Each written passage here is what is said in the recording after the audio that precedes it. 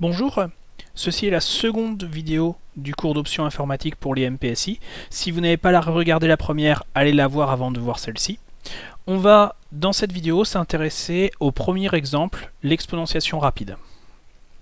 Donc c'est un premier exemple de diviser pour régner. Le problème est assez simple. À partir d'un élément x, alors dans un groupe multiplicatif, mais bon, vous pouvez considérer que c'est un entier, ça ne change pas grand-chose, et d'un entier naturel n, je veux calculer x puissance n, alors que tout ce que je sais effectuer, ce sont des multiplications. Donc je veux calculer x puissance n en effectuant des multiplications.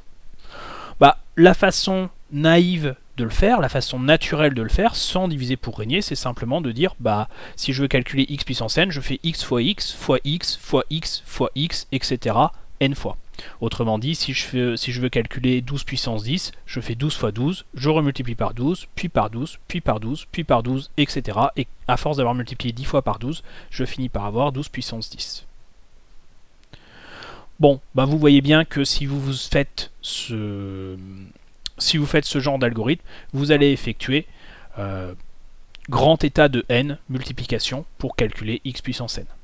Vous allez multiplier en fait exactement n moins une fois par x puisque vous partez de x. L'idée de diviser pour régner, c'est de remarquer que x puissance n, on peut l'écrire avec des puissances plus petites. Alors il y a deux façons de le voir, donc selon si n est pair ou impair, on ne va pas avoir la même relation. Si n est pair, je vais remarquer que x puissance n, c'est x fois x, donc ça je peux l'obtenir par une opération, et maintenant je n'ai plus qu'à mettre ce x fois x à la puissance n sur 2. Alors là j'ai mis partie entière de n sur 2, mais puisque n est pair, c'est exactement n sur 2 ici.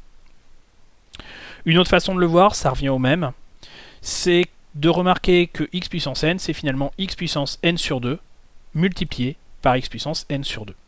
Autrement dit, si je suis capable de mettre à la puissance n sur 2, ici, donc si je suis capable de mettre x à la puissance n sur 2, je n'ai plus qu'à faire une multiplication pour revenir à x puissance n.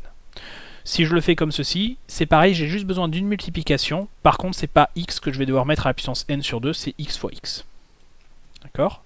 Ça, c'est dans le cas où n est pair. Si n est impair, en fait, je vais toujours avoir le même genre de relation, sauf que je multiplie par x ensuite. Donc, je vais maintenant avoir deux multiplications dans mon appel récursif. Donc, si je réfléchis à la complexité qu'on a ici, donc C de n, c'est le nombre de multiplications dans le groupe nécessaire au calcul de x puissance n. Ça, c'est une petite remarque. À chaque fois que vous parlez de complexité, en théorie, normalement, quand vous parlez de complexité, il faut faire attention à complexité en quoi. Qu'est-ce que vous êtes en train de compter? Ici, je considère que ce qui est difficile, c'est de faire les multiplications dans mon anneau. Quand je donnais l'exemple de 12 puissance 10, bon, les multiplications dans l'anneau sont des multiplications d'entiers, c'est pas horrible. Mais si vous considérez que si au lieu de travailler sur des entiers, vous êtes en train de travailler sur des matrices ou sur des polynômes, les multiplications de matrices ou de polynômes peuvent devenir très très lourdes. Donc je considère que c'est ça le truc important que je vais compter. Je pourrais vouloir compter autre chose, et ça donnerait en fait à peu près le même calcul, mais donc j'ai décidé de fixer que j'allais compter le nombre de multiplications dans le groupe nécessaire au calcul de x puissance grand n. Donc ça, c'est ma complexité au rang grand n. Le partage et la fusion. Alors le partage et la fusion, eh bien, ça dépend un peu lequel je suis en train d'utiliser, mais c'est le partage. Le partage, finalement, il n'y en a pas. Il n'y a pas de partage. Éventuellement, si, quand je suis en train de faire ça, j'ai une multiplication pour le partage, pardon. Puisqu'en fait, si j'utilise cette version-là de l'algorithme, j'ai une multiplication pour le partage. Je dois commencer par calculer x fois x, donc d'une certaine façon, c'est mon partage, ça. Et après, je mets à la puissance n sur 2, donc maintenant j'utilise mon algorithme récursif. Et par contre, si j'utilise cette formule-là, j'ai une opération pour le partage, 0 pour la fusion. Si j'utilise cet algorithme-là, c'est le contraire. Le partage, il n'y a rien à faire, puisque c'est x puissance n sur 2, donc x, je l'ai déjà. Donc j'ai rien à faire pour le partage. Par contre, c'est le contraire, c'est la fusion. J'ai cette réponse-là, maintenant il faut que je la multiplie par elle-même pour obtenir x puissance n, donc ma fusion prend une multiplication. Ça, c'est dans le cas où n est pair. Si n est impair, en fait j'en ai deux.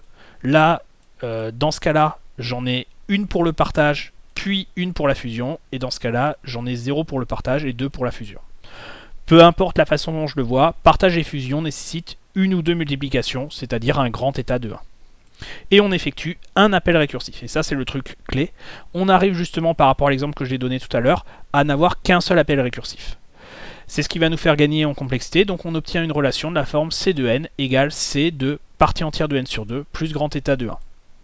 Si on se ramène à ce qu'on avait donné ici, eh bien, dans ce cas-là, ce qui nous importait, c'était A plus B. A plus B est égal à 1. A plus B, on a dit, hein, c'est le nombre d'appels, le nombre de sous-problèmes résolus récursivement. Ici, on en résout un seul.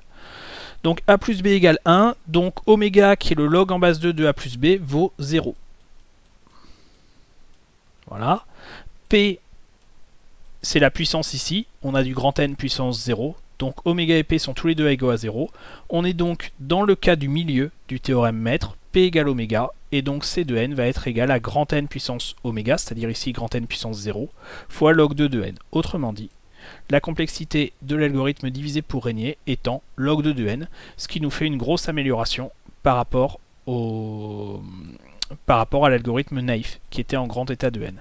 Alors je m'aperçois que j'ai pas fait gaffe quand j'ai fait mon poly à séparer petit n et grand n, et effectivement je vous l'ai donné un petit peu vite pour que vous l'ayez à la sortie alors que je l'avais pas encore relu. Donc bon, il y a ce genre de coquille dedans. Voilà, ça c'est pour l'explication de l'algorithme et l'étude de sa complexité. Maintenant, ce que je vais vous demander de faire, c'est de vous entraîner en le programmant vous-même, en programmant de façon récursive l'exponentiation rapide. Je vous laisse le faire et vous pourrez regarder la vidéo suivante quand vous aurez fini pour comparer la correction.